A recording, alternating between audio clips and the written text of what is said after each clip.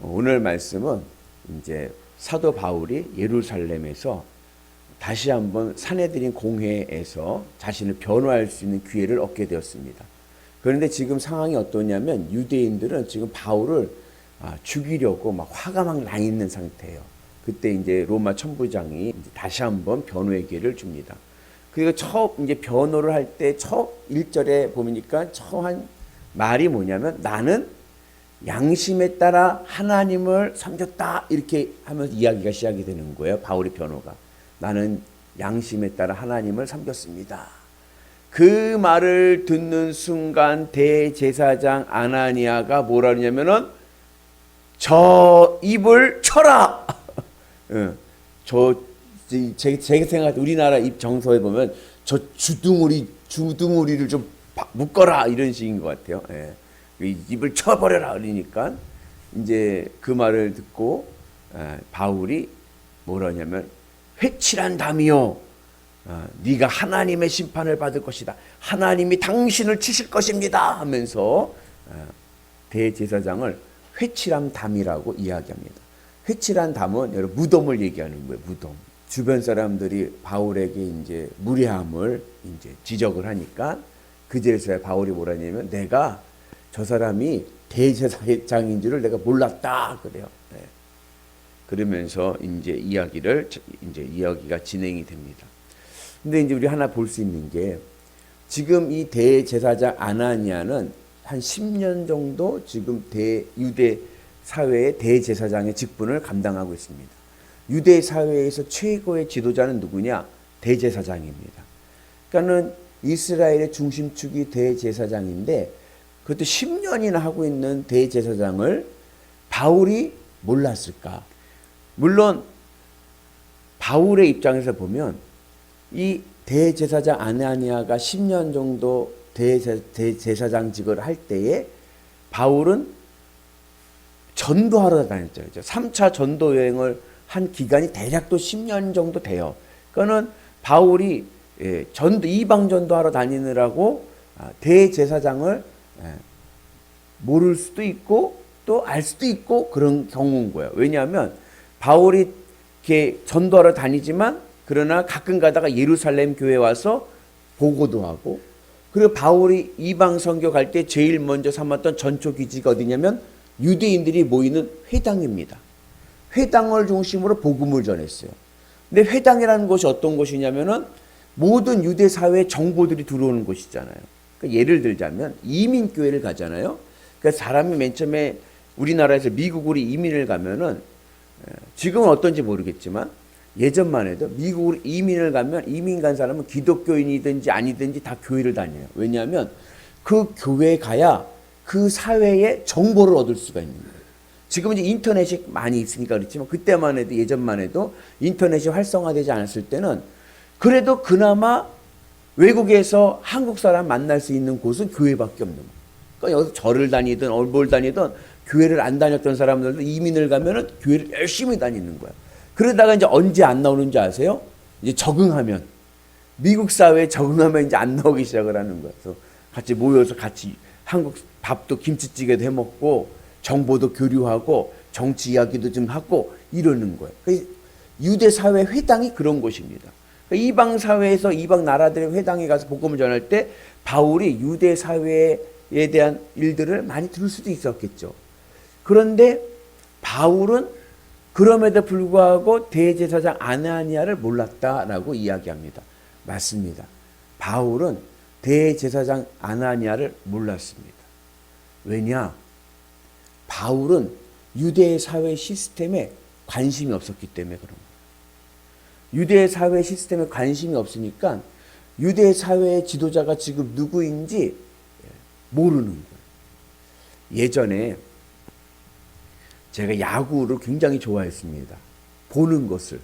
그래서 어려서부터 초등학교 때부터 그 프로야구가 이제 시작해서 저는 산미 슈퍼스타즈라고 하는 팀을 응원했습니다. 제가 고향이 인천이잖아요. 인천 연골장. 항상 골 차던 팀. 산미 슈퍼스타즈. 근데 이게 늘 꼴찌야. 좀 지나니까 산미 슈퍼스타즈가 바뀌었어요. 팀이 넘어갔어. 청보 핀토스로. 그래갖고 또 청보 핀터스 또 막 열심히 응원했어요. 그러다 좀 지나니까는 또 바뀌어서 태평양 돌핀스로. 예. 그리고 또 태평양 돌핀스 또 응원을 맡겼어요. 그리고 또 바뀌었어요. 현대 유니콘즈로. 예. 그래서 또 현대 유니콘즈를 또 응원을 또 열심히 했어요. 그 또 바뀌었어요. SK 와이번스로. 예. 아이고, 뭐 이름이 인천 연고팀은 계속 바뀌는 거예요. 예. 근데 그 SK 와이번스 이제 응원할 때 저희 아들이 그때 중학교 한참 사춘기라 질풍 노도의 시기가 너무 큰 거예요. 제가 우리 아들에게 자신감도 주고 좀 동질감도 얻으려고 우리 아들하고 같이 야구장을 몇 번 갔어요. 프로야구장을 인천 문학 경기장까지 가는 거예요. 애 학교 끝나면 가서 야간에 경기 응원하고 오고 그런 거 몇 번씩 했어요. 근데 우리 아들이 야구에 이게 정을 붙이더라고요. 응원하는 게 재밌잖아요. 야구는 응원하는 게 한 60%입니다. 야구장 가면 그 재미에. 그래가지고 하면서 제 아들하고 저하고 거기 가면은 야구장 가면 이렇게 샵이 있어요. 유니폼 파는 거죠. 그래서 우리 둘이 또 유니폼도 샀네. 아, 유니폼 비싸요 생각보다. 그래서 저는 뒤에다 김광현이라고 하는 SK 와이번스 에이스 투수 김광현.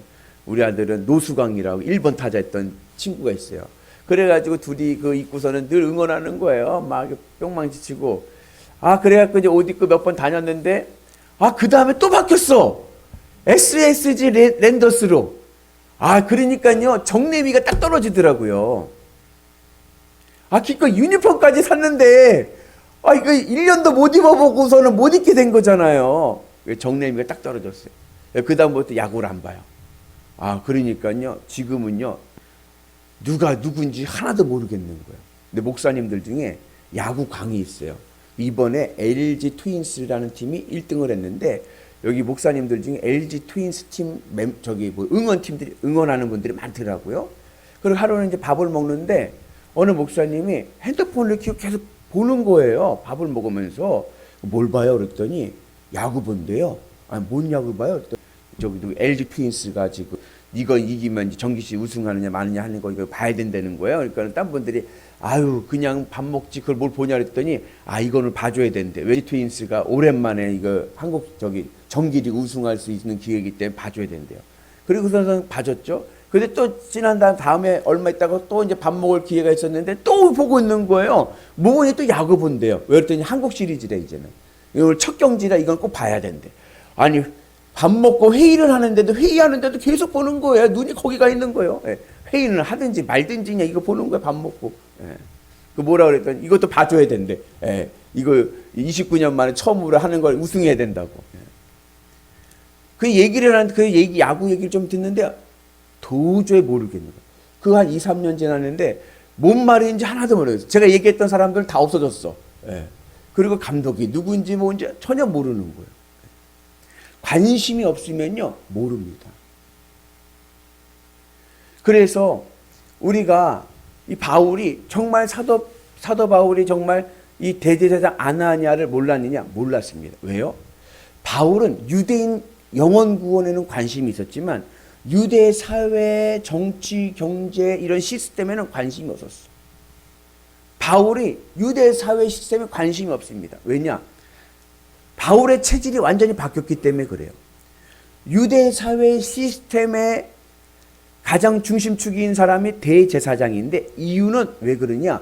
유대 사회는 복을 제일로 중요시 여기기 때문에 그렇습니다. 복 받는 거.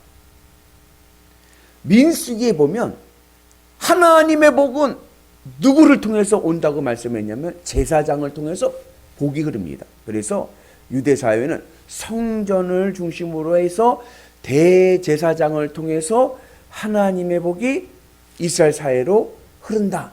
이 복에 관심이 있는 거예요. 그래서 어느 분이 그런 얘기 하더라고요. 록펠러라고 20세기 최고의 부자였던 록펠러가 이제 록펠러 어머니가 이제 소천할 때 돌아가실 때 록펠러에게 유언을 몇 가지 남겼는데 그 중에 하나가 뭐냐면 단임 목사님과는 절대로 적을 두어서는 안 된다. 단임 목사님하고는 싸우지 말아라. 그랬다는 거예요. 그래서 어느 분이 그러더라고요. 그래서 록펠러가 단임 목사님한테는 아니오란 말 안 하고 늘 잘 섬겨서 복을 많이 받아서 그렇게 됐다. 그렇게 또 이야기하시는 분도 있더라고요. 여하튼 간에 관심이 복이니까 유대 사회에서는 복을 받으려면 누구에게 잘해야 돼요? 대제사장한테 잘해야 돼요. 대제사장이 복을 가지고 있는 특권이 있는 거예요. 근데 바울의 관심은 복이 아니야. 예전에 여러분 바울이 어떤 사람이냐면요. 다메섹 도상에서의 그 회심 이전까지만 해도요. 사내들인에서 아주 유력한 차세대 지도자였습니다. 스테반이 돌에 맞아 죽는 그 자리에도 있었어요. 바울의 유대 사회의 중심 멤버 축에서도 들어가는 그런 사람이었습니다. 근데 그가 예수님을 믿고 난 다음에 그쪽에 관심이 전혀 없어진 거예요. 왜요? 이제 바울의 관심은 복에 있는 것이 아니라 하나님의 나라 천국에 있기 때문에 그렇습니다. 우리의 인생의 참된 행복의 길은 어디에 있느냐? 하나님의 나라 하늘 천국에 있는 거예요. 그러면서 바울이 모든 관심이 유일하신 길, 우리가 어떻게 하늘 천국에 들어가고 어떻게 우리의 인생이 정말 행복한 인생이 될 수 있는가? 그 길은 딱 하나밖에 없다. 오직 예수 그리스도의 십자가의 은혜. 주님의 십자가 은혜 안에 있지 않으면 어느 누구도 하나님 나라 들어갈 수 없고 인생의 참된 행복을 누릴 수 없다. 바울의 관심이요, 하늘 천국 예수님의 십자가에 꽂히니까요, 그 십자가를 가지고 유대인들을 만날 때마다 복음을 전하고 그 영혼을 사랑하는 마음은 가득한데 유대 사회의 시스템에 대해서는 무관심한 거예요. 누가 지도자인지 누가 뭐 하든지 관심이 없는 거예요. 왜? 이제는 관점이 방향성이 다르기 때문에 그런 거예요. 오늘 우리도 유일하신 하나님의 나라를 소망하면서 우리의 구원이 참된 행복을 인도하시는 주의 십자가 은혜가 있기를 주님의 이름으로 축복합니다. 그래서 바울이 세상으로부터 왕따를 당한 게 아니라 바울이 세상을 왕따시킨 겁니다. 그래서 이제는 우리도 세상을 왕따시키고 주님의 십자가 은혜 안에 있는 그런 역사가 있기를 주님의 이름으로 축복합니다. 우리가 이제는 세상에 막 뭐 이런 거 누가 뭐가 되고 누가 뭐가 되고 뭐가 누가 되고 이런 정치적인 관점을 내려놓고 오직 나의 영혼을 구원하시리는 예수 그리스도 주님 십자가 은혜 안에서 복음 안에서 승리하셔서 하나님의 주시는 참된 복으로 참된 행복을 누릴 수 있는 은혜가 있기를 주의 이름으로 축복합니다. 내 생명을 구원하실 유일한 길은 오직 예수 그리스도, 예수님이면 충분합니다.